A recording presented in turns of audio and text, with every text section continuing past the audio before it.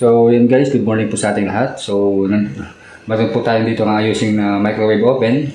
So guys, ang problema daw ng itong oven na to is ayaw daw uminit. So ngayon guys, susubukan po natin para matesting kung ano yung kanyang problema. So to guys, ilagay natin itong mug. Tapos check natin kung iinit po siya. Tapos saksak natin. Ayan, sa AC. Tapos lagyan natin sa ayan, tapos i-timer natin guys sa 2. So ayan. So mapansin niyo guys, yung ating microwave oven is masyado siyang maingay. Ayan. Tapos umiikot naman yung ating yung mug natin. Ayan. So hintayin natin guys, timer natin sa number 2. Lagyan natin sa number 2. Ayan.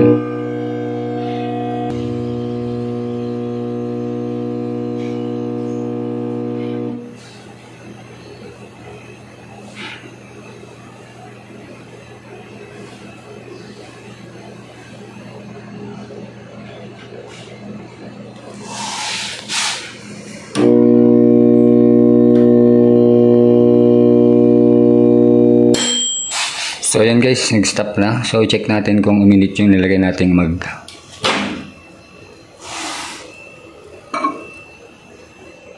So ito guys, wala, hindi siya gumana, hindi siya uminit. So ngayon guys, is bubuksan natin itong microwave oven kung ano yung diferensya, kung bakit hindi siya umiinit. Ayan. Ito guys, wala. Ayan. Malamig yung tubig na nilagay natin. So ito guys, buksan natin.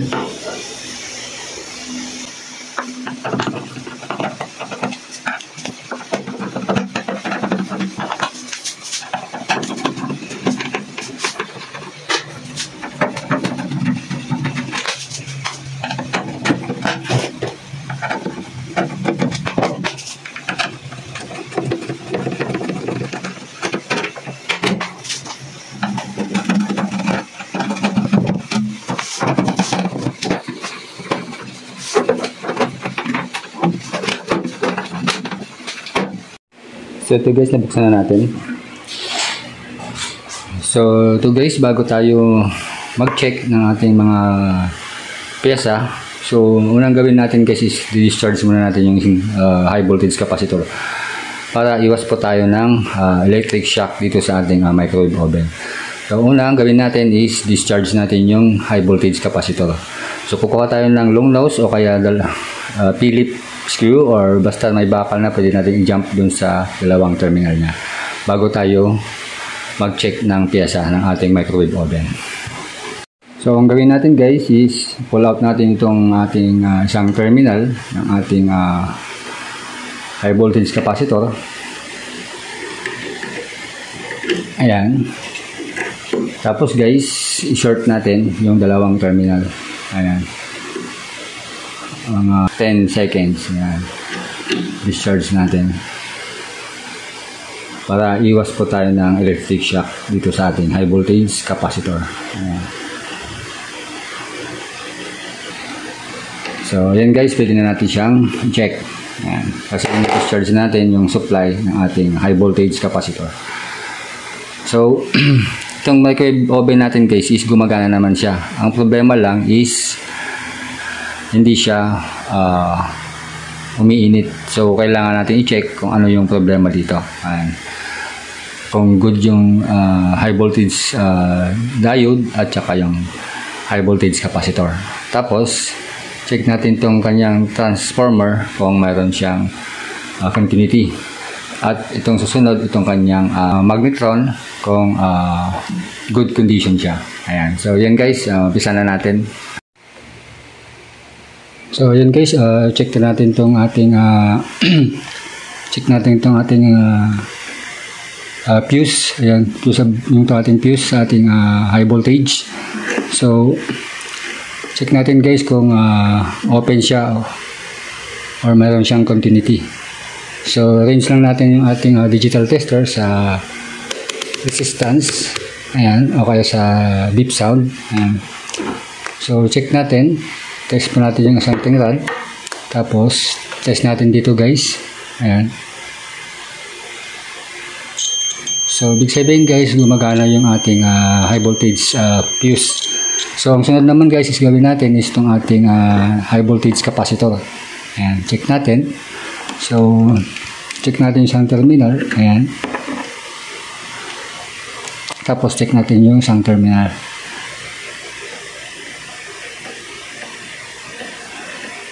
So, balik rin natin guys.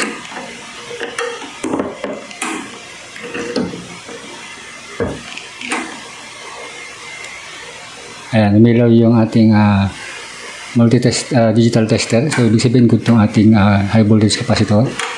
Isa pa guys, balik rin natin. Ayan. Tapos, isang terminal. Ayan, umilaw. Napansin niyo guys, umilaw yung ating digital tester. Isa pa guys, para mapansin niyo. So, ito yung supply, yung rod na positive. Tapos, touch natin dito sa isang terminal. Ayan, umilaw yung ating high voltage, umilaw yung ating digital tester. So, ibig sabihin guys, good itong ating high voltage capacitor. So, ang sunod naman guys, is check natin yung high voltage diode. So, ito yung terminal natin na isa. Tapos, check natin yung isang pin. Ayan. So, wala siyang resistance. So, balik rin natin. So, ito naman yung black. Ito natin siya lalagay guys. Ayan. Tapos, test natin yung isang terminal. So, wala siyang shorted guys. Good yung ating diode. Ayan. Ayan. Body contact natin. Ayun nga pala yung capacitor natin guys, i-body contact natin kung meron siyang shorted. Ayan. So good guys yung ating capacitor, yung high voltage. So yun guys, okay naman yung ating high voltage capacitor. Tapos yung ating fuse dito guys na para sa transformer galing sa capacitor, okay naman siya guys. So yung ating diode as pag-check natin is ayos naman. So ngayon guys, check natin tong ating magnetron kung meron siyang resistance o baka open. Kasi ito guys, ang magnetron, ito yung nagbibigay init sa ating microwave. So ngayon, i-check natin kung meron siyang resistance. So tanggalin lang natin itong dalawang pin. So madali naman guys pagtanggal dito. Ayan. Ilayin nyo lang siya pababa. Ayan. Ganun din yung isa. Ayan. Ayan. Ayan. Check natin. Kung tutunog yan guys, sabihin ayos itong ating magnetron. So ayan guys, tumutunog yung ating digital tester sa beep sound. So ayan guys, na-check na natin itong dalawang terminal. So ngayon, check natin kung meron siyang shorted dito sa kanyang housing. Isang terminal natin, subukan natin i-test dito sa kanyang body. So kaya itong kanyang housing. So yung isang terminal, so itong black guys, ito sa isang terminal natin. Tapos titest natin sa kanyang body. Kung papalo yung tester natin, tutunog, sabihin shorted. So yan, umilaw guys yung ating digital. Ayan. So meron siyang konting pagka short, kumbaga. Ayan. So balik rin natin guys. Yung red naman is dun sa terminal. Tapos yung black is dun sa body. Ayan. Bukan natin ulit. Ayan, ganun din guys. Ayan. Ilaw-ilaw yung ating digital tester. Ayan.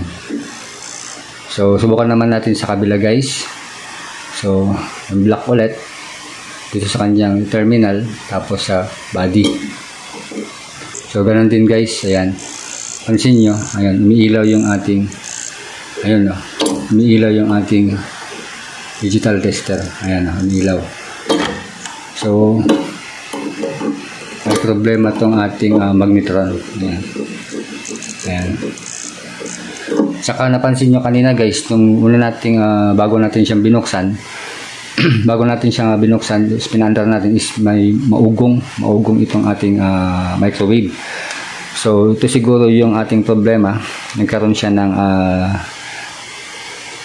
meron siyang short dito sa ating housing ng ating magnetron, kaya nagkakaroon po siya ng maingay at hindi siya umiinit itong ating microwave. So ito ngayon guys is papalitan natin, subukan natin palitan ang ating magnetron, kasi meron siyang meron tayong na-check na resistance dito sa pin ng ating magnetron sa kanyang housing. So palitan lang natin guys. So yun guys, madali naman tanggalin natin itong ating magnetron. So meron siyang dalawang screw, dito yung isa, tapos ito yung sa kabila. Ayan. So madali lang tanggalin yan guys. Tatanggalin natin yung dalawang screw. Pag natanggal natin yung dalawang screw, pwede natin siyang hatakin. Meron siyang clip dito guys. Ayan, ikot lang natin. Ayan. Ikot lang ganyan. Tapos sila. Ayan. So natanggalan natin guys. So ngayon guys, para bago tayo bibili ng ating magnetron, check muna natin itong kanyang socket. So ang mangyari guys is babaklasin natin itong kanyang cover. Ayan, baklasin natin. So ayan guys, baklasin natin itong cover. Ang pagbaklas naman itong cover natin guys is madali lang. I-pull out lang ganyan, hilain. Pag nahila yun na siya, ayan. So ayan, natanggalan natin yung cover. So guys, ang gawin natin para ma-check natin talagang itong magnetron ang may problema is, ang una is yung itong socket. Ito guys, pull out muna natin yung coil, ng dalawang coil, tapos i-check natin itong kanyang pin dito na isa. Ayan. Yung isang pin, tapos dito sa body niya. So disconnect muna natin guys yung dalawang coil. Ayan. Bago tayo bibili ng siguraduhin natin na bago tayo bibili ng buong set ng magnetron. So check muna natin itong kanyang socket kung may problema. Ayan. Bago tayo bibili ng set na magnetron. Malay nyo, ang problema lang natin is itong socket lang. Ayan. Ito guys, yan. Disconnect lang natin to. Ayan. Ito, disconnect natin to. Tsaka yung isang ito. Ayan, disconnect natin to guys. Tapos, i-testing natin tong socket. Kasi meron siyang plate. Ayan. Pag na-disconnect natin yung guys, i-testing natin. Ayan, kung meron siyang continuity. So yun guys, na-disconnect na natin yung kanyang dalawang terminal, yung dalawang coil, kumbaga, ayan. Ito yung dalawang coil natin. Ayan, na-disconnect na natin. Ayan, ito din sa kabila, ayan. Ito, ayan, disconnect na rin natin. So madali lang naman guys ang pagtanggal dito sa socket. Yung kita nyo lang dito, aangat dyan kasi yung lock nya matatanggal. Pag inangat mong ganyan to guys, matatanggal siya. Ayan. So, ganoon lang ang pagtanggal dito guys sa ating pin. Ayan. So, ngayon guys, testing natin para sigurado tayo. Test natin itong pin kung shorted itong body niya dito. Dito guys. Check natin dito. Ayan. Itong terminal nito, tsaka dito natin dito test. Kung mayroon talagang short yan guys, ibig sabihin sira itong pin natin. Bukan natin. Ayan, naka-rinse tayo sa ating ayan, diode sign at saka sa beep sound. Ayan. So check natin guys, lagyan natin yung terminal isa, tapos dito. Ayan guys, meron talagang resistance. Ayan. Ayan. Ayan, sa kabila. Sa kabila guys, yung terminal dito, ayan, wala siyang, ayan, wala siyang shorted. Ayan, good siya guys. Pero dito sa kabilang pin ba yan? Kabilang pin guys, ayan, meron siyang resistance. Ayan, subukan natin sa kabila. Ito, tapos sa body. Ayan, ito na lang. Ayan, dito, saka dito.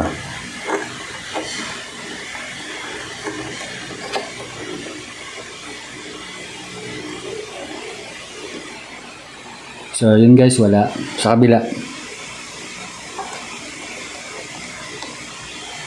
Ayan, meron siyang resistance. So, shorted to guys. So, ito guys, meron tayong isang bakanting socket. So ito yung may shorted. Ito guys yung may shorted. Ito yung hindi pa. Yung stock natin. Ayan, na socket. So testing natin guys yung pagkaiba. Ito sa stock natin. Ayan. So test natin ulit. Ito yung sira guys. Ayan, tabi muna natin. Yung sira. Ito yung stock natin. Ayan. So lagay natin sa ating terminal ulit dito. Body. Ayan, shoot natin dito sa body nya. Ito guys. Ayan. Tapos check natin yung terminal isa. Ayan. Ayan. Ito. Tapos yung isang terminal. Yan. So pag check natin sa tester guys, wala siyang resistance. Yan. Ito yung isang terminal. Sa kabila terminal naman tayo. Dito. So yan guys. Yan. Check natin. Wala siyang resistance. Ayan. So good ito guys. Good itong ating socket. So ang problema guys yung socket natin. Palitan natin. So ito guys, bali hihinangin natin itong ating magnetron. So gamit lang tayo ng soldering iron para mahinang natin. So linisan lang natin guys yung kapa nya para madikit. Ayan. So linisan lang natin guys. So guys, yan natin. Tapos lang natin natin.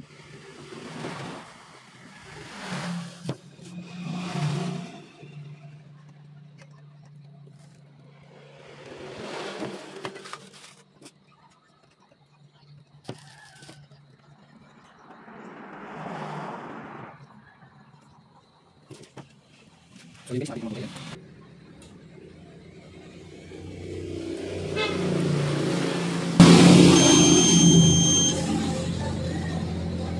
So ito guys, meron siyang resistance. Ngayon naman i-check natin sa body. Ayan. Ayan. Isang terminal. Tapos check natin sa body. So yun guys, pansin nyo wala na siyang resistance. So sa kabila naman tayo. Ayan. So wala na. So check natin sa kabila guys. Ayan. Sa kabilang terminal. Ayan. So okay na siya guys. Wala na siyang resistance na measure natin. So testing na lang natin guys.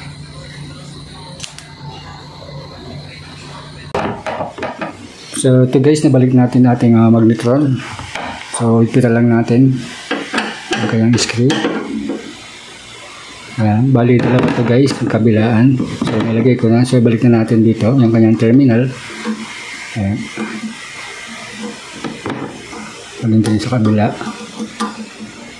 Ayan, tulak natin mabuti guys para dumikit. Ayan.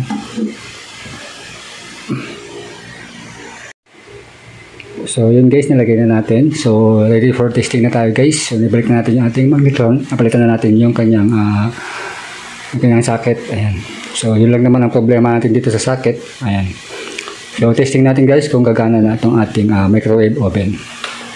So yun guys, nilagay na natin. So sinaksak natin sa ating outlet. So ngayon guys, testing natin. Lagyan natin ng ayan, lagyan natin ng tubig yung ating mug. Ayan, lagyan natin. Ayan, sabay sara. Tapos testing natin guys, lagyan natin sa 2 minutes. Ayan, sa 2 minutes. So ayan guys, napansin nyo itong ating microwave. Medyo hindi na siya maugong. Hindi katulad dati na maugong siya guys. Ayan, ngayon hindi na. Ayan, wala na yung ugong niya. Ayan, okay naman, umiikot. Tapos inikot yung fan natin. Ayan. Good condition lahat. So ngayon check lang natin kung iinit yung ating tubig na nilagay. Ayan. So yun guys, napansin natin na yung microwave oven natin is hindi na siya maugong. Hindi katulad dati nung una nating pang hindi pa na-repair is umuugong siya. Malakas yung ugong niya. So hintayin lang natin guys yung pinainit natin tubig kung gagana na. Within 2 minutes guys.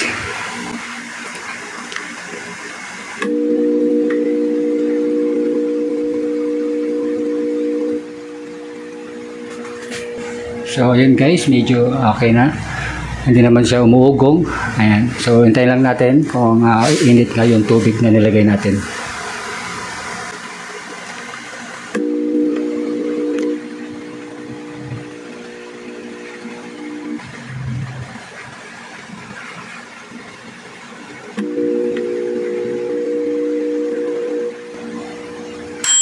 So, ayan. Nag-stop na siya guys. So, check natin kung uminit yung nilagay natin tubig.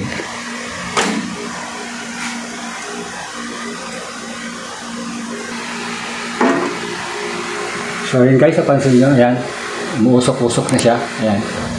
So, okay na yung ating microwave oven. Ayan guys, yun no, pansin nyo, umuusok-usok na siya, ayan.